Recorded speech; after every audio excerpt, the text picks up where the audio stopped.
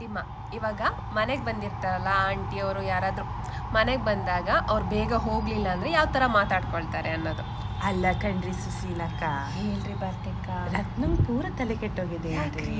ಅವಳು ಮನೇಲಿ ಒಲಿನೇ ಹಚ್ಚುದ್ಲ ಬಿಡಿ. ಎಂತ ಕೇಳಿ ಮೊನ್ನೆ ದೇವಸ್ಥಾನಕ್ಕೆ ಬಂದಾಳೆ, ಪೂಜೆ ಎಲ್ಲ ಮಾಡಿ ಭಟ್ರು 12 ಗಂಟೆಗೆ ಹೋಗಿರ್ಕಂಡ್ರಿ.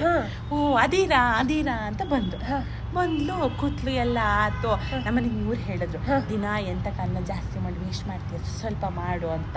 ನಮ್ಮನೆಗೆ ಗೊತ್ತಲ್ಲ, ನಾಯಿಗಂಜಿ ಸೊಸೈಟಿ ಅಕ್ಕಿ ಹಾಕೋದು ನಮ್ಮಿಬ್ರಿಗೆ ಅಂತ ಹೇಳ್ಬಿಟ್ಟು 1 ಗ್ಲಾಸ್ ಅಕ್ಕಿ ಇಟ್ಟಿದ್ದು ಕಣ್ರಿ. ಇವಳು 12 ಆಯ್ತು, 12:15 ಮುಕ್ಕಾಲು ಎಂತಾರು ಕದ್ಲಷ್ಟೇ ಇಲ್ಲ ಕಣ್ರಿ.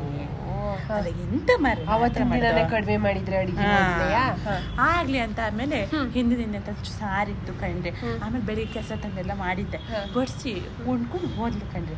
ಆಯ್ತಾ, ಹೋತಾಳಂತ ಈಗ ನೋಡಿದ್ರೆ 3:30-4 ಗಂಟೆ ಆದ್ರು. ಕಾಪಿ ಲೇಟ್ ಇಡದ ಅಂತ ಕೇಳ್ತಾಳೆ ಕಣ್ರಿ. ನಾ ಹಂಗೆ ಎಂತದೊಂದು ಅರ್ಜೆಂಟ್ ಫೋನ್ ಬಂತ ಹೇಳಿ ನನ್ನ ಫೋನಲ್ಲಿ ಮಾತ್ರ ಸ್ಟಾರ್ಟ್ ಮಾಡಿದ, ಸುಮ್ಮನೆ ಅದೇ.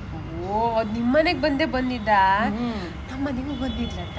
ಕಾಪಿ ಕುಡಿತಾ ಇದ್ವಿ, ಒಂದು ಕಾಪಿ ಎಲ್ಲ ಕೊಟ್ಟೆ. ಆಮೇಲೆ ಅಕ್ಕಿ ಕೇಳಿದ್ಲು, ಅವ್ರ ಮೇಲೆ ಏನು ಅಕ್ಕಿಗೆ ಬೇರೆ ಬಂದದೇನ್ರಿ, ಇದು ಎಂತ ಚೇಣಿ ಕೊಟ್ಟಾರ, ಚೇಣಿ ಕೊಟ್ಟ ಅದು ಏನು ಸ್ವಲ್ಪ ಏನು ಅಡಿಕೆ ಇಸ್ಕೊಳಲ್ಲ. ಆಮೇಲೆ ಎಲ್ಲ ತಿಂದು ಏನಾದ್ರು ಒತ್ತಾಯ ಮಾಡಿದ್ರೆ ಉಳಿಯೋ ಪ್ಲಾನ್ ಇತ್ತು. ಕಾಪಿ ಕೊಟ್ಕೊಂಡು ಹೋದ್ಲಲ್ಲ.